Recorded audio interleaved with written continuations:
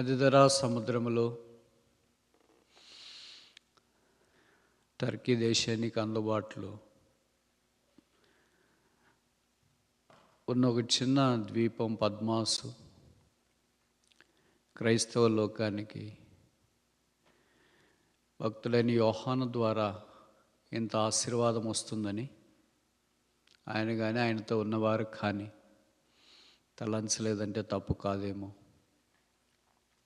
దేవుడికి ఏ చిన్నదైనా ఏ సామాన్యమైనదైనా వాడుకోవటానికి ఇష్టపడినప్పుడు అసమానముగా, అద్వితీయముగా, అతి శ్రేష్టముగా, మూల్యముగా, ఆశ్చర్యకరముగా, అందముగా వాడుకోట ఆయనకే చెల్లు. ఈ పద్మాస్ ద్వీపంలో యోహాను కలిగిన ప్రత్యక్షత ప్రకటన గ్రంథం యొక్క సారం. నాకు తెలిసి కొత్త నిబంధనలో 5 ద్వీపాలు ఉన్నాయి. అపోస్తల కార్యాలు 14వ అధ్యాయంలో కుప్రా మొదటిది, అపోస్తల కార్యములు 27వ అధ్యాయంలో కౌదు రెండవది, అపోస్తల కార్యములు 28వ అధ్యాయంలో మిలేతు మూడవది, తీతు పత్రికలో క్రేతు అనే ద్వీపము 4వది, 5వది ప్రకటన గ్రంథం 1వ అధ్యాయంలో పద్మాసు ద్వీపము.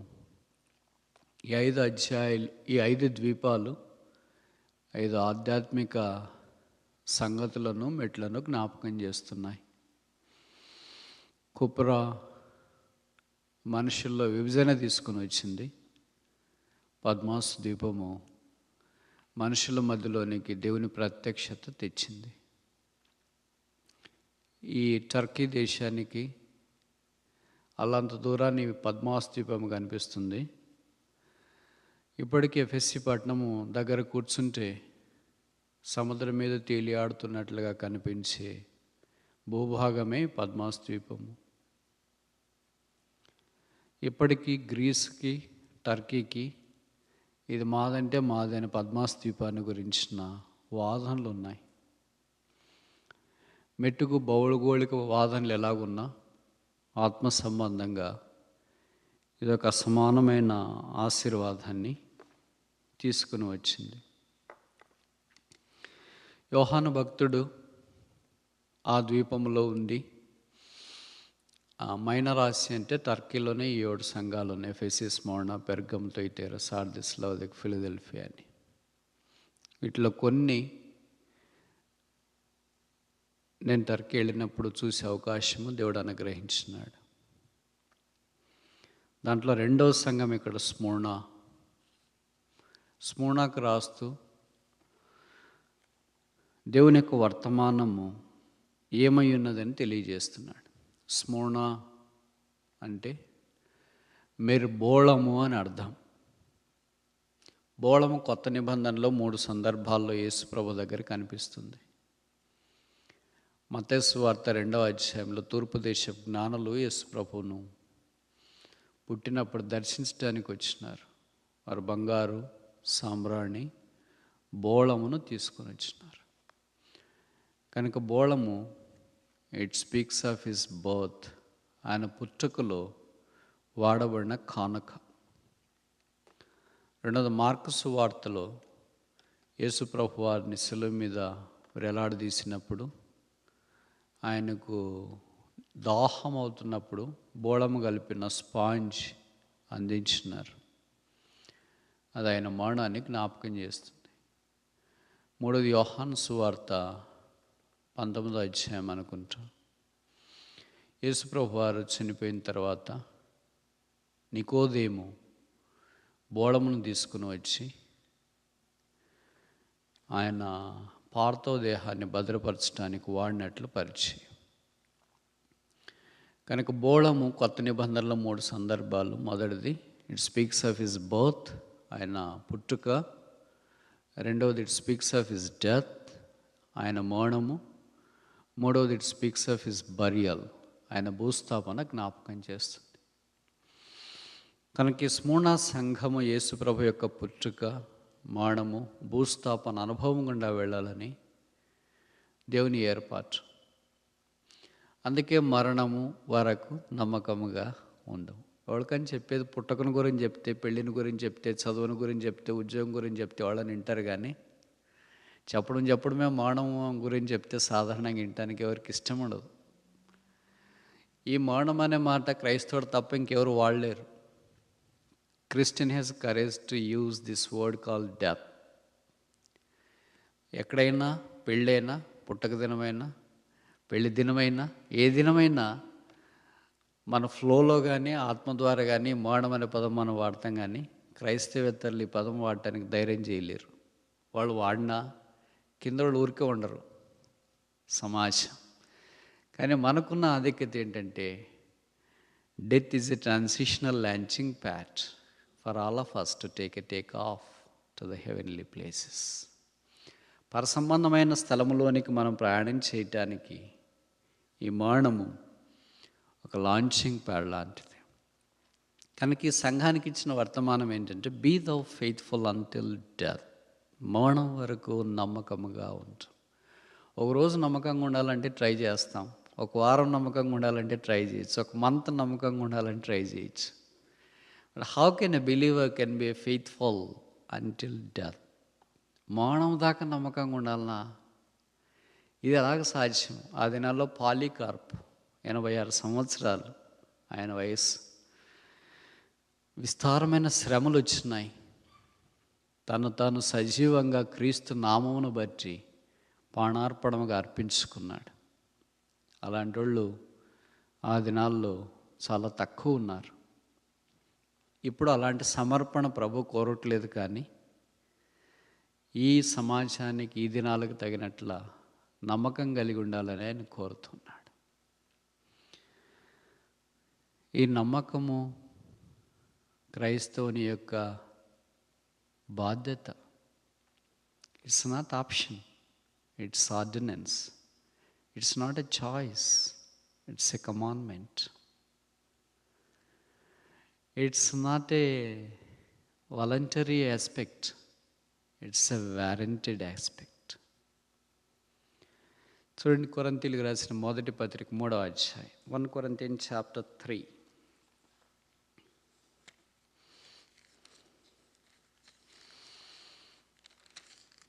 Chapter 4 verse 2. 1 Corinthians chapter 4 verse 2. కొరింథీయులకు రాసిన మొదటి పత్రిక 4వ అధ్యాయము 2వ వచనం. మరియు గృహ నిర్వాహకుల్లో ప్రతి వాడును నమ్మకమై ఉండుట అవశ్యం. ధనవంతుడై ఉండుట అవశ్యం అంటే ఓకే, మీకు చెల్లుతుంది అనుకోవచ్చు. సాఫ్ట్వేర్ ఉద్యోగస్తుడై ఉండటం అవశ్యం అంటే మీకు కరెక్ట్ సరిపోద్ది అనుకోవచ్చు. లేకపోతే మీ మాత్రం హైఫైగా ఉండటం అవశ్యం అంటే కరెక్ట్ సరిపోద్ది అనుకోవచ్చు. మాకు సరిపోవు మరి అవన్నీ. అందరికి సరిపోయేది ఒకటే, నమ్మకముగా ఉండటం అవశ్యం. It's a mandatory to be faithful. It's not a mutual faithfulness God warrants, but it's mandatory faithfulness God expects from us. కనుక నమ్మకంగా ఉండడం అనేది it's a mandatory. A Christian mandatory is to be faithful unto God until death. యేసుక్రీస్తు ప్రభువారు భూమి మీద ఉన్న దినాల్లో మనకు మాదిరిగా ఉండనట్లు అలాగూ చివరి వరకు నమ్మకంగా ఉన్నాడు. అందుకే నమ్మకత్వానికి ప్రతీక, సాత్వికానికి నిలువెత్తటి నిర్వచనం గొర్రెపిల్ల. ప్రకటన గ్రంథంలో గొర్రెపిల్ల అనే మాట విస్తారంగా కనిపిస్తుంది. గొర్రెపిల్ల యొక్క 5 దశలు నేను మీ గమనానికి తీసుకురావాలని కోరుతున్నాను ముందుకెళ్ళక మునుపు. ప్రకటన గ్రంథంలో గొర్రెపిల్ల ఏ దశలో కనిపిస్తుంది, అంతకుముందు ఏ దశలో కనిపించింది?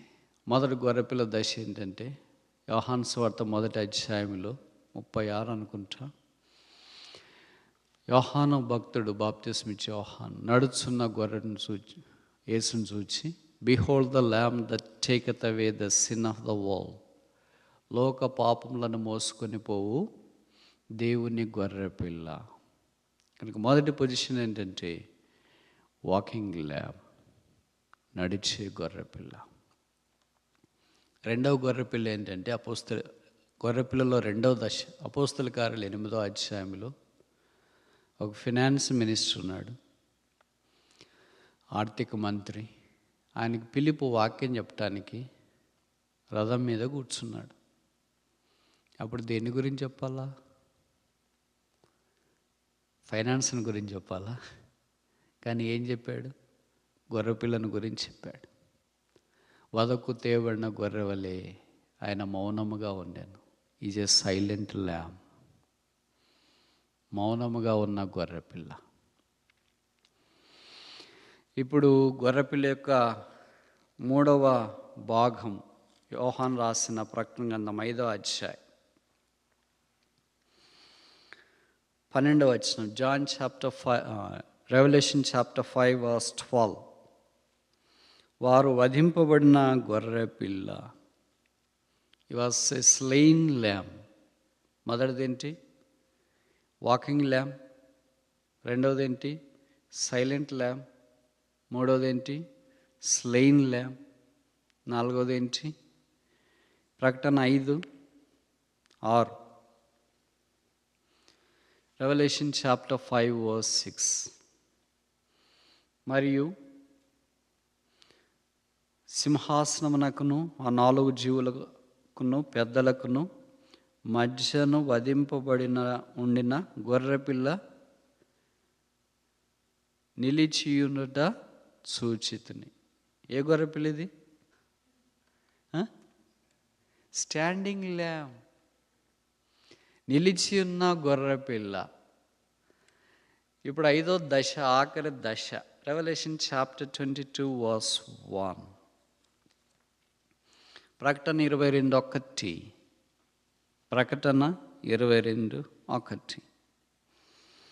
మరియు స్ఫటికం వలె మెరిగినట్టు జీవజలముల నది దేవుని యొక్కయు గొర్రెపిల్ల యొక్కయు సింహాసనం వద్ద నుండి ఆ పట్టణపు రాజవీధి మధ్యను ప్రవహించుట దూత నాకు చూపెను. ఏ గొర్రెపిల్ల? సీటెడ్ ల్యామ్. కూర్చొని ఉన్న గొర్రెపిల్ల. This a progressive position of the lamb of God. దేవుని గొర్రెపిల్లైన యేసుక్రీస్తు ప్రభువారు ఎంత క్రమంగా యోహాను సువార్తలో నడుస్తూ ప్రకటన గ్రంథం ఆఖరి అధ్యాయంకి వచ్చేటప్పటికే ఈ సీటెడ్. కూర్చున్నారంటే అర్థం ఏంటి? టెటర్లోస్టాయ్, ఆల్ ఫినిష్డ్. ఇంట్లో సిస్టర్స్ పని చేస్తారు, ఇంక పనంతా అయిపోయిన తర్వాత కూర్చొని ఉంటారు. కూర్చుంటే అర్థం ఏంటి? Work is finished and we are at rest. అంతేనా? పని మధ్యలో ఆపేసి వచ్చి కూర్చోరు సాధారణంగా. పని అయిపోతేనే కూర్చుంటారు. కానీ యేసు ప్రభువు వారు ఇప్పుడు సింహాసనం మీద కూర్చున్నాడంటే అర్థం ఏంటి? టెటర్లోస్టాయ్, it's finished. There is nothing to be accomplished any longer. ఇంక చేయవలసిన పని ఏమీయూ లేదు.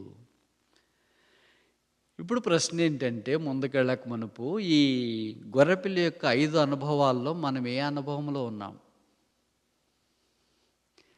నడిచే అనుభవంలో ఉన్నామా? రెండవది సైలెంట్, మౌనంగా ఉన్నామా? నాకు తెలిసి ఇది లేదనుకుంటా.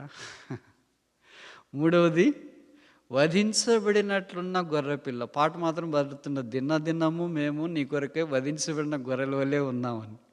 Slain every day. అపోస్తలుడైన పౌలు అన్నాడు కదా, I'm crucified with Christ, yet not I but Christ liveth in me. నేను క్రీస్తుతో కూడా సిలువ వేయబడి ఉన్నాను, ఇక జీవించేవాడను నేను కాను, క్రీస్తే. అనదినము క్రీస్తు కొరకై వధించబడినట్లుంటిమి. అప్పుడు నిలువబడి ఉన్న గొర్రెపిల్ల. చివరికి వచ్చేటప్పటికి మనమును ఆ గొర్రెపిల్లతో కలిసి సింహాసనం మీద పాలు పొందనయ్యాం. This the climax of a Christian. అక్కడికి వెళ్ళాలంటే ఏం చేయండి అంటే, be the faithful until death. మరణం వరకు నమ్మకముగా ఉంటాం. కనుక మీరు అనుమతిస్తే నమ్మకంగా ఉన్న 5 మందిని మీ గమనానికి మరొకసారి తీసుకురావాలని కోరుతున్నాను. ఇవన్నీ మీకు పరిచయమైన మాటలే, మళ్ళా జ్ఞాపకం చేసుకోవడం అవసరం.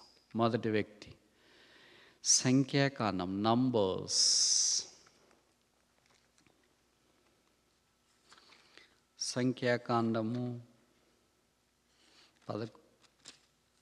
12వ అధ్యాయము 7వ వచనం. Number chapter 12 verse 7. Number chapter 12 verse 7. సంఖ్యాకాండము 12వ అధ్యాయము 7వ వచనం. అతడు నా ఇల్లంతటిలో నమ్మకమైనవాడు.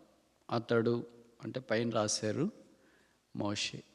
Moses was faithful in all my house. మోషే నా ఇల్లంతటిలో నమ్మకమైనవాడు, మరణం వరకు నమ్మకంగా ఉంచుము. మోషేని గురించి నాకంటే మీకు ఎక్కువ తెలుసు అనుకుంటా. అయినా సమయాన్ని బట్టి కొన్ని మాటలు చెప్పాలని ప్రయత్నం చేస్తాను. మోషే అంటే నీళ్ళలో నుండి తీయబడినవాడు అని అర్థం. ఫరో కుమార్తె యొక్క కుమారుడు అంటే ఫరో తర్వాత బహుశా సింహాసనం మీదకి రావడానికి యోగ్యుడైన వాడు, అప్కమింగ్ కింగ్. ఒక్కొక్క మాటలో చెప్పాలంటే ఆల్మోస్ట్ ప్రిన్సెస్. పోనీ ఎలాగున్నాడు అని అంటే expert in all the wisdom of Egypt. ఇది నేను చెప్పే మాటలు కాదు, బైబిల్లో రాసిన హెబ్రీ పత్రికలో. ఐగుప్తు సకల విద్యలలో ప్రావీణ్యుడు అంటే 35 మార్కులతో పాస్ అయ్యి ఆ టైప్ కాదు. సకల విద్యలు అంటే మనకు ఒకటి వస్తే ఒకటి రాదు. సాఫ్ట్వేర్ వస్తే హార్డ్వేర్ రాదు, ఈ 2 వేర్లు వస్తే ఇంకొక వేరు రాదు. ప్రోగ్రామింగ్ వస్తే ప్యాకేజెస్ ఎగ్జిక్యూట్ చేయడం అది రాకపోతే ఇది రాదు. ఒక్కటి కాదులే, మన గురించి ఎంత తక్కువ చెప్తే అంత మంచిది. But Moses was not like that. He was expert in all the wisdom. All the wisdom అంటే ఎట్లా? కామర్స్ వచ్చా, సివిల్ ఇంజనీరింగ్ వచ్చా, మెక్ వచ్చా, సాఫ్ట్వేర్ వచ్చా, హార్డ్వేర్ వచ్చా, కన్స్ట్రక్షన్ వచ్చా, name it any field including martial arts. He was not just a average student, expert in all the wisdom. Expert అనే పదం అందరికి వాడరు. ఆయన సాఫ్ట్వేర్ ఎక్స్పర్ట్, ప్రోగ్రామింగ్ ఎక్స్పర్ట్ అని వాడరు. ఏమంటారు? ఇంజనీర్ అంటే software engineer, hardware engineer, not expert. పైన వాళ్ళు ఎక్స్పర్ట్లు ఉంటారు, పుస్తకాలు రాసిన వాళ్ళు.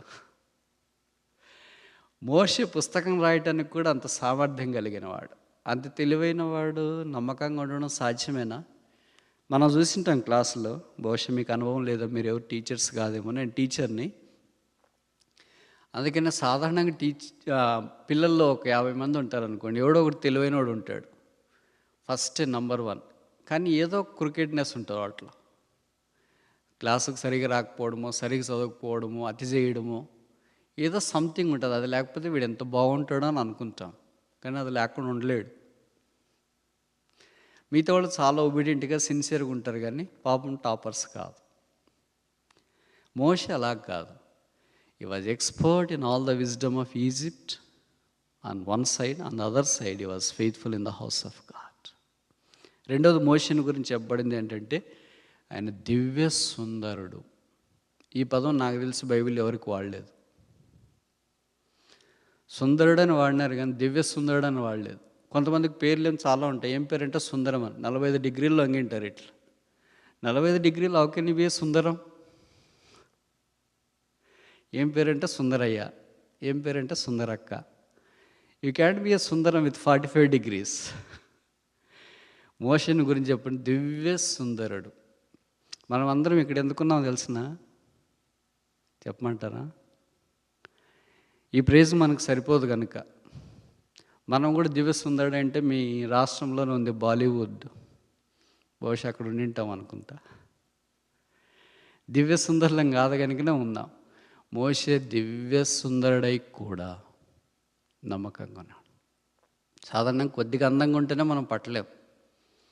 వాళ్ళు అందంగా ఉన్నారు కానీ చాలా హైట్ ఉన్నారు బ్రదర్, అందుకని కొద్దిగా కాడింగమని ఉన్నాడు. అందంగా ఉన్నారు కానీ పొట్టుకున్నారు, అందంగా ఉన్నారు కానీ లావు ఉన్నారు, అందంగా ఉన్నారు కానీ నడుక, ఏదో ఒకటి నెగిటివ్ పారామీటర్ ఉంటుంది కనుక అటాటుకుంటాం. అలాగ లేకుండా అన్నీ బాగుంటే మోషేకి అన్నీ బాగున్నాయి. కానీ దేవుడు ఇన్ని ఇచ్చి నమ్మకంగా ఉండమంటూ ఉంటామా? మనకు ఒక ఉద్యోగం ఇస్తేనే నమ్మకంగా ఉండాలంటే అంత కష్టపడతాం. కొన్నిసార్లు కొంతమంది అంటారు, నాకు ఇది లేకపోయింటేనే నేను నమ్మకంగా ఉండింటానేమో. దేవుడు ఇది ఇచ్చి పొరపాటు చేసాడేమో అన్నట్లుగా మనం అనుకుంటా ఉంటాం. దేవుడు ఎందుకు ఇస్తాడంటే expects us to be faithful in all the fullness with which he blesses us. మనకిచ్చే ప్రతి ఆశీర్వాదాన్ని మనం ఆయన కొరకు నమ్మకంగా ఉండటానికి దేవుడు ఇస్తాడు. మోషేకి అలాగే ఇచ్చినాడు. Moses proved himself to be faithful in all the house. మనం కూడా దేవుడు మనకి ఇచ్చిన దాంట్లో నమ్మకంగా ఉండాలి. దేవుని ఇంట్లో అంటే ఆయన సంఘంలో, ఆయన ప్రజల మధ్యలో, ఆయన సంబంధించిన విషయాలలో మోషే నమ్మకంగా ఉన్నాడు. అది మొదటిది. రెండో వ్యక్తిని చూస్తామా? మరణం వరకు నమ్మకంగా ఉంచము, నేను నీకు జీవ కిరీటం ఇచ్చేదును. 1 Samuel chapter 3. సమూయేలు మొదటి గ్రంథం మనం రెండవ అధ్యాయం. 1 Samuel chapter 2 verse 35. సమూయేలు మొదటి గ్రంథం 2వ అధ్యాయము 35. తర్వాత నమ్మకమైన ఒక యాజకుని నేను నియమింతును. Faithful priest. నమ్మకమైన యాజకుడు ఎవరు? సమూయేలు. అంతదాకా ఉంది ఎవరు? ఏలి. ఏలి మరి ఎవరు కాదు? ఎవరు కాదు? నమ్మకస్తుడు కాదు. నమ్మకస్తులు కాకపోతే ఏం చేస్తాడు దేవుడు? ఈ looks for a substitute. Very simple. నేను నమ్మకస్తునే దేవుడికి కాదు అనుకో brother, what is the consequence? మనకి ఎప్పుడు నెగిటివ్లో చెప్పాలి కదా. ఫస్ట్ నేను దేవుడి కొరకు జీవించకపోతే ఏం జరుగుతుంది, నేను మందిరికి రాకపోతే ఏం జరుగుతుంది, ప్రార్థన చేయకపోతే ఏం జరుగుతుంది, బైబిల్ చదవకపోతే ఏం చదువుతుంది అంటే ఫస్ట్ మనం రిజల్ట్ చెప్పితే ఓహో దాన్ని బట్టి మనం చేయాలా వద్దని ఆలోచిస్తాం. అందుకే దేవుడు ఇప్పుడు చెప్తున్నాడు రిజల్ట్ ఏమని. ఏలి నమ్మకస్తుడిగా లేకపోతే is on the lookout for a substitute. ఏలికి సబ్స్టిట్యూట్గా సమూయేలు లాంటి వారిని తీసుకొని వచ్చినాడు. దేవుడు మనకు అవకాశాలు ఇస్తాడు. ఏలికి చాలా అవకాశాలు ఇచ్చినాడు. God is a God of second time. ఇంకోసారి చెప్పనా, God is a God of second time.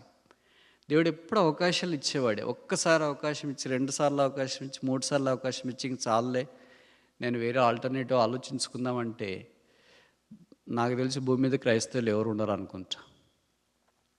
I do believe that he has given n number of opportunities for all the Christians until now before he is on the lookout for an alternative. Do you believe this? ఈ మాట మీరు నమ్ముతారా? Do you believe this?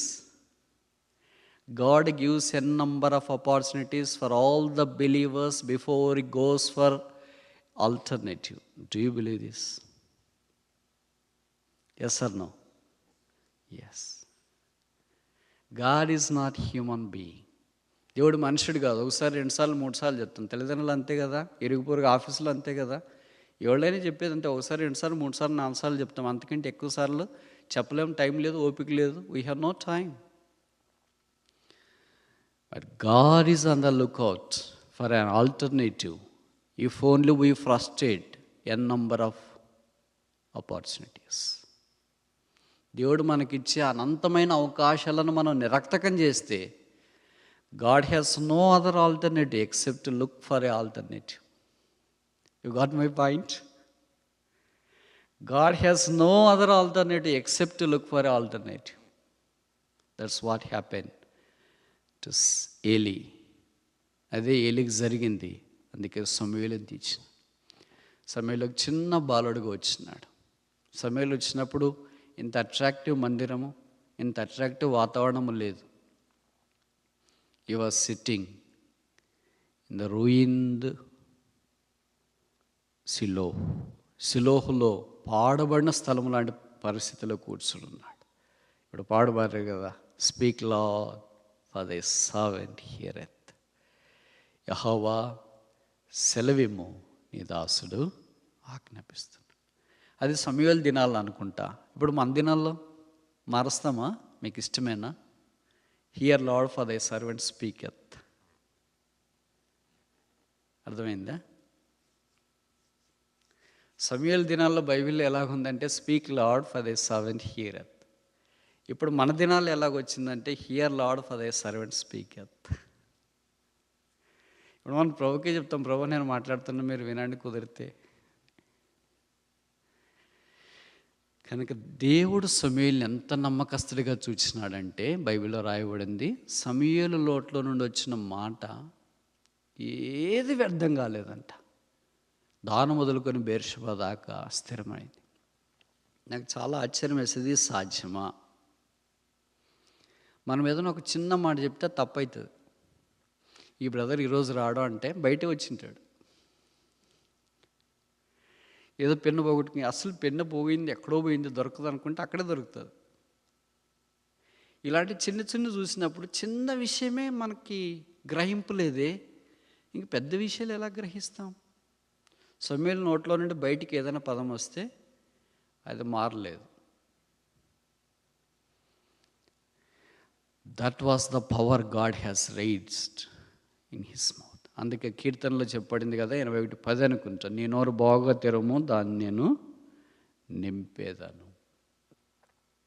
నాకు అనిపిస్తుంది, నా నోరు కూడా అలాగుంటే ఎంత బాగుంటుంది, మన నోరు కూడా అలాగుంటే ఎంత బాగుంటుంది. మనంతా ఆపోజిట్లో జరుగుతుంటుంది. మనకు ప్రార్థనకు వస్తామంటాం, రాలేం. బైబిల్ చదువుతామంటాం, చదవలేం. ఈ విషయంలో బాగుంటామని అనుకుంటున్నాం, చేయలేం. We fail a number of times, but here is an unfailing God who lifts us the failing people. Do you get encouragement by this statement? Here is an unfailing God who is willing to lift up the failing Christian. తప్పిపోయే క్రైస్తవుని తప్పిపోని దేవుడు నిలువబెట్టాలని కోరుతున్నాడు.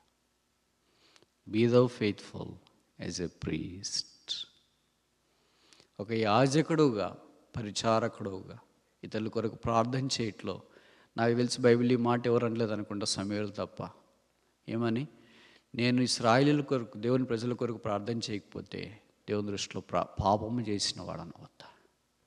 మామూలు మనం పాపం అంటే ఏంటి, ఏమేమో లోకంలో అనుకుంటాం, తినడం, తాగడం, తిరగడం, అది ఇది అని పాపం అనుకో.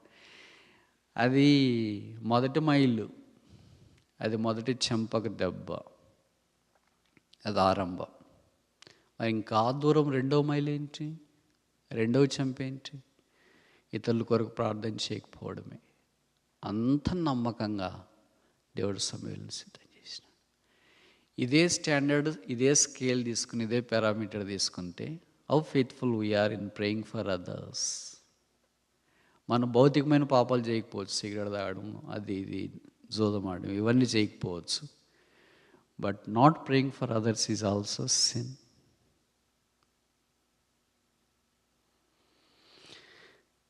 I have failed so many times in this area, and I hope you haven't. I do not expect you to fall into this prey, but I have. నేను ఇతరుల కొరకు చాలాసార్లు ప్రార్థన చేయలేదు. సమూయేలు నేను చెప్పలేను. సమూయేలు లాంటి ప్రవక్తలు లేరు కనుక so sad that Davids are not coming up. పేర్లేం దావీదులని చాలామందికి ఉంటాయి, సమూయేలులని చాలామందికి ఉంటాయి. సమూయేలు లాంటి ప్రార్థనలు చేసేవాళ్ళు ఉంటే దావీదు లాంటి రాజులు వస్తారు. సమూయేలు లాగా ప్రార్థన చేసేవాళ్ళు ఉంటే దావీదు లాంటి వాళ్ళు కీర్తనలు రాస్తారు. సమూయేలు లాగా ప్రార్థన చేసేవాళ్ళు ఉంటే దావీదు లాంటి వాళ్ళు మందిరానికి అవసరమైన సామాగ్రిని సిద్ధం చేస్తారు, కొడుకుని కంటారు, ఆ మందిరం కట్టడానికి ఉపయోగపడుతుంది. The basic parameter is a priest who can pray for others. మన ప్రార్థన అంత అవసరమా?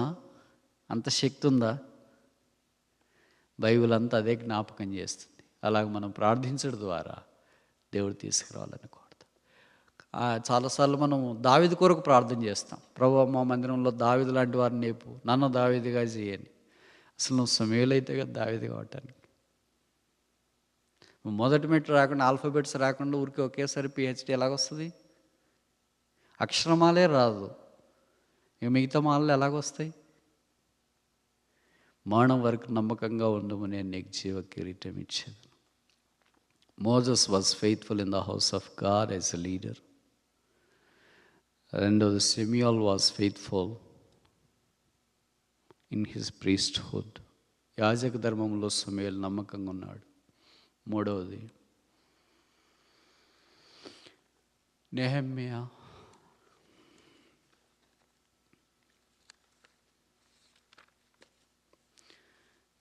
గ్రంథం 7వ అధ్యాయం 2వ వచనం. నహమయా చాప్టర్ 7 verse 2. నెహెమ్యా 7:2. నా సహోదరుడైన హనానీకిని, కోటకు అధిపతి అయిన హనన్యాకును యెరూషలేము పైన అధికారం ఇచ్చి తిని, హనన్యా నమ్మకమైన దేవదూత, అందరికంటే ఎక్కువగా దేవుని యందు భయభక్తులు కలిగిన వాడు రాశారా? మీరంతా ఇంగ్లీష్ బైబిల్ పెట్టుకొని ఉంటారు కదా, that's a major drawback for me. మీరేమనుకోకపోతే నేను ఒక విషయం చెప్పనా, నేను చెప్పేటప్పుడు తెలుగు బైబిల్ పెట్టుకుని ఉంటే మీకు కొద్దిగా అర్థమవుతుంది అనుకుంటా. ఇంగ్లీష్ బైబిల్లో ఎక్కువ అర్థమవుతుంది అనుకో, మరి అంత ఎక్కువ అర్థమైతే బాగుండదు కదా అని. హనన్యా నమ్మకమైన, తెలుగులో ఏం రాశారంటే మనుష్యుడు. ఆయన దేవదూత ఏం కాదు, ఆయన గొప్ప నాయకుడేం కాదు, రాజేం కాదు. అంటే అర్థం ఏంటంటే, మనం ఈ మాటలు చెప్తే బ్రదర్ నమ్మకంగా ఉండాలంటే ఎక్కడవుతుందండి? ఏదో ఒక దాంట్లో నమ్మకంగా ఉండొచ్చు, టైంలో నమ్మకంగా ఉండొచ్చు, టాలెంట్స్లో నమ్మకంగా ఉండొచ్చు, ట్రెషర్ డబ్బుల్లో నమ్మకంగా ఉండొచ్చు, ఏదో నమ్మకంగా ఉండొచ్చు. కానీ అన్ని బైబిల్ చదివే దాంట్లో, ప్రార్థన చేసే దాంట్లో, అన్నిట్లో నమ్మకంగా ఉండాలంటే ఎట్లయితే తగ్గిపోతాం కదా, మనం మనుషులమే కదా అనుకుంటాం. చివరికి అల్టిమేట్గా ఎక్కడ ల్యాండ్ అవుతామంటే మనం మనుషులమే కదా, మనమేం దేవుళ్ళమా, దేవదూతలమా, మనమేం గొప్పవాళ్ళమా అని అనుకుంటాం.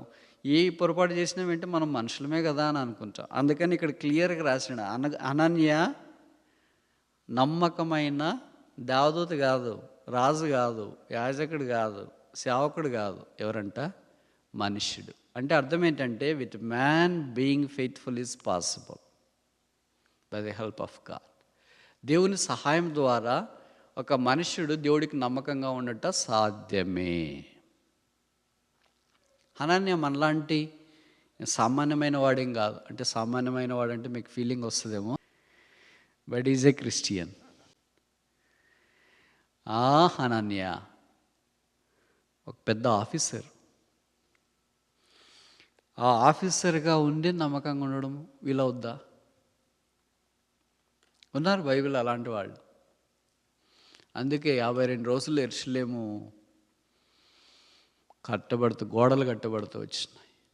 నమ్మకంగా ఉంటే దేవుడు పని చేస్తాడు, నమ్మకంగా లేకపోతే భవిష్యత్తు దేవుడు పని చేయలేడు. మనం అనుకుంటాం దేవుడు పని చేయట్లేదు అని.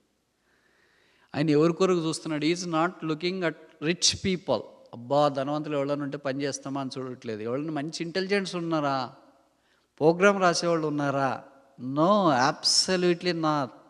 God is not on the lookout for such a elegant, eloquent, rich, talented and highly sophisticated saints.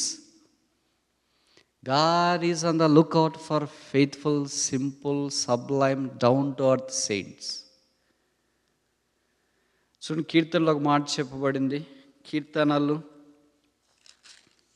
101:6. Psalm 101 verse 6. 101వ కీర్తన 6వ వచనం.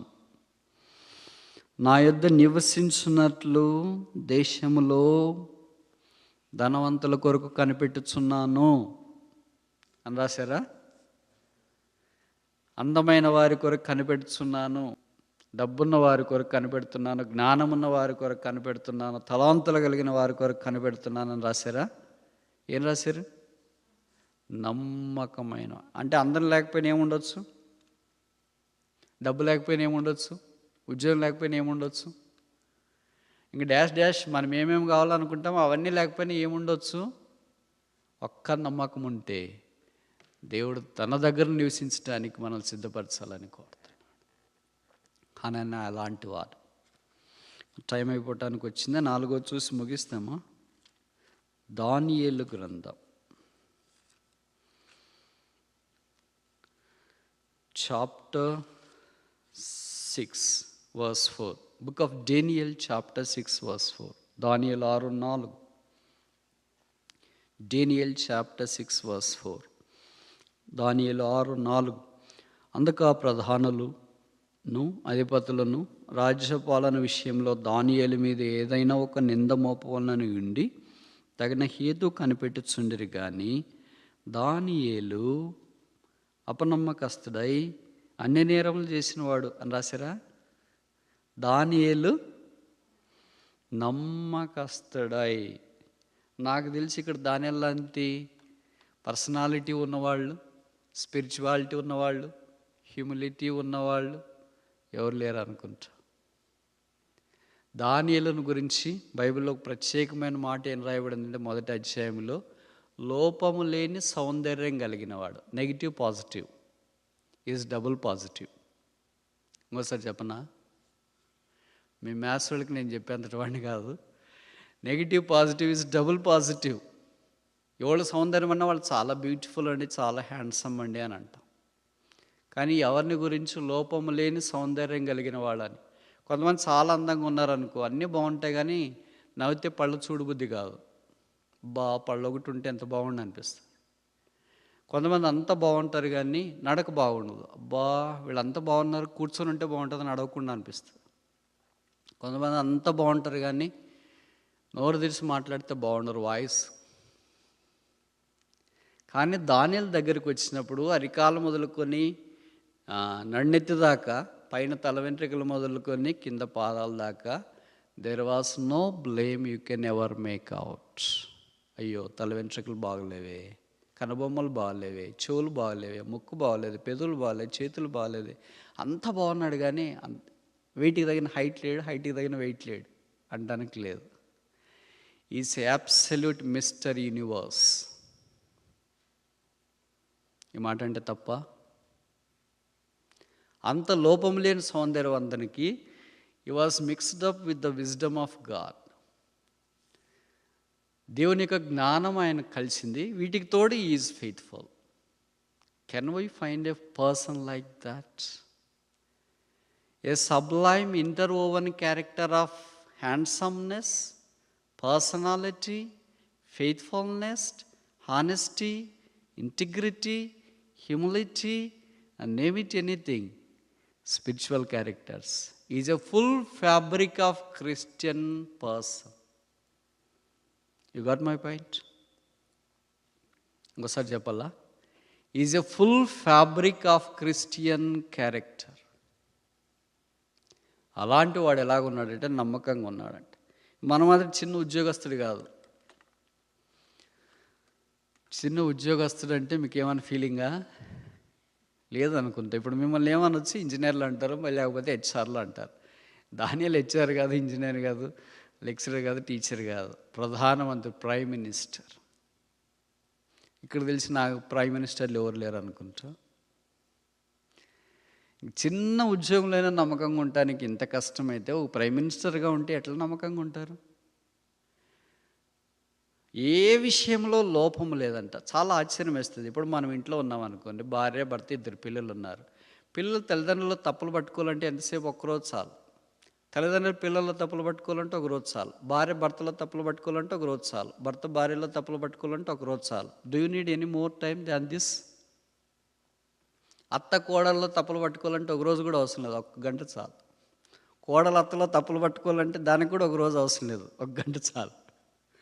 బిలీవర్స్లో తప్పులు పట్టుకోవాలంటే వాళ్ళకి కూడా 1 గంట చాలు, ఒకరోజు కూడా అవసరం లేదు. స్పీకర్ని తప్పులు పట్టాలి ప్రజల కంటే ఒక్క శరమని చాలు. తప్పులు పట్టాలని మనకు అనిపించాలి అంతే.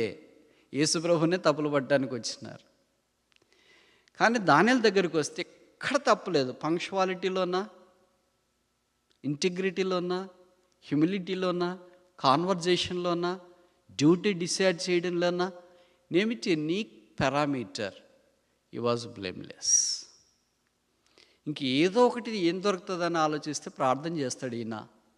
అందుకే దానియేలు తీసుకున్నారు. కానీ దేవుని యొక్క నమ్మకత్వం ఎలాంటిదంటే ఆయన పేరిట ఒక పుస్తకం వచ్చింది. నా పేరిట పుస్తకం రాకపోయినా పర్వాలేదు కానీ రాసిన పుస్తకం చదివితే చాలనిపిస్తుంది. We are not faithful. అందుకే ఓ స్మరణ బోళం వలె యేసుప్రభు యొక్క మాన భూస్థాపన పునరుత్థానంలో పాలు పొందుట కొరకై be the faithful until death. మరణం వరకు నమ్మకంగా ఉంచు. మోషే అలాగున్నాడు, సమూయేలు అలాగున్నాడు, హనన్యా అలాగున్నాడు, దానియేలు అలాగున్నాడు. ఆఖరికి హెబ్రీ 3లో చెప్పబడింది, యేసుక్రీస్తు తనకు అప్పగించినంతట్లో ఎలాగున్నాడు? నమ్మకంగా ఉన్నాడు. Christ is the role model for all of us. అందుకని మనందరి పాపాలు భరించడానికి శిలువ మీదకి వెళ్ళి తల మీద ముళ్ళ కిరీటం, ముఖం మీద ఉమ్మి, చేతుల్లో మేకులు, దేహమంతా కొడ దెబ్బలు, ప్రక్కలో బల్లెపోచు, రక్తం కార్చి చనిపోయి సమాధి చేయబడి తిరిగి లేపబడ్డాడు. ఆయన నమ్మకస్తుడు కనుక మన యొద్ద నుండి అదే లక్షణం ఆయన కోరుతున్నాడు. కనుక టేక్ హోమ్ మెసేజ్ ఏంటంటే, నేను దేవుడికి నమ్మకంగా ఉన్నాను. ప్రార్థన చేయడంలో కానీ, బైబిల్ చదవడంలో కానీ, సమయానికి రావడంలో కానీ, దేవుడు అప్పగించిన పని చేయడంలో కానీ. చేయకపోతే ఏమవుతుంది అని మీకు అనుమానం కదా. ఇంకోసారి చెప్పనా? God will give opportunities for you, opportunity after opportunity. If you deny all the opportunities, He has no reason as to why He can deny you as well. You will be on the lookout for an alternative. He has immense people around Him. మనకి ఎంతో భక్తి కలిగిన వాళ్ళు, ప్రార్థనా పరులు, నమ్మకమైన వారు, ఆయన కొరకు పనిచేసేవారు ఎంతోమంది ప్రభువుకున్నారు. We will be missing that opportunity. We are the losers, not God. దేవుడు కాదు, మనమే నష్టపోతాం. కనుక ప్రభువా నాకు ఇచ్చిన అవకాశాలు, that is a magnanimous majesty of God. కనుక దేవుడు ఇచ్చిన అవకాశం ఏంటంటే టు బీ ఫెయిత్ఫుల్. నా కొరకు నమ్మకంగా ఉన్నారా? ఆయనకు ఇచ్చే సమయంలో, ఆయనకిచ్చే పరిచయ ధర్మములో, ఆయనకి ఇచ్చే దాంట్లో ఒకరోజు, ఒక వారం, ఒక నెల, ఒక సంవత్సరం కాదు. Be the faithful until death.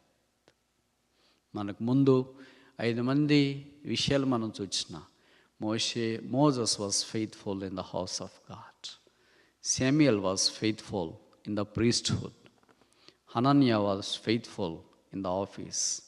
Daniel was faithful as a prime minister. Jesus Christ, the son of God, was faithful in all the house set by God. Are we faithful?